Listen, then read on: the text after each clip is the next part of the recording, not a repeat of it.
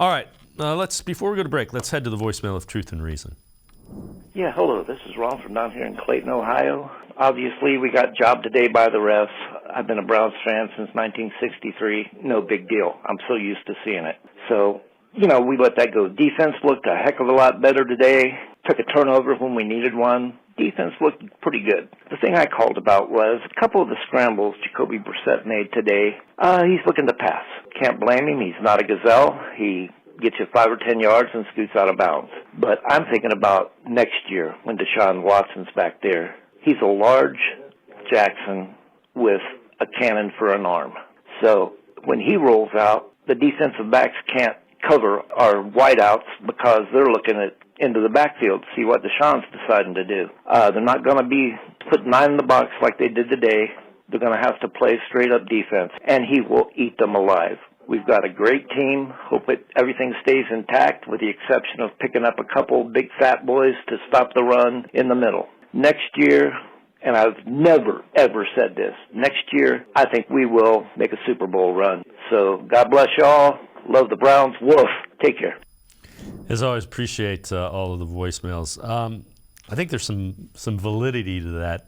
I think much to what you were referring to before, Deshaun Watson will make this offense look a whole lot better. Having said that, Deshaun Watson isn't coming through that locker room for another month and a couple of weeks, another 6 weeks or so. No question. I mean, and to say, you're going to add Deshaun Watson to this team and all of a sudden they're going to be a Super Bowl contender, I don't think that's quite true. I mean, does he make the team much better? Of course he does. Does he make them a contender to go to the AFC Championship game, win the AFC North, do all these things? Of course they do.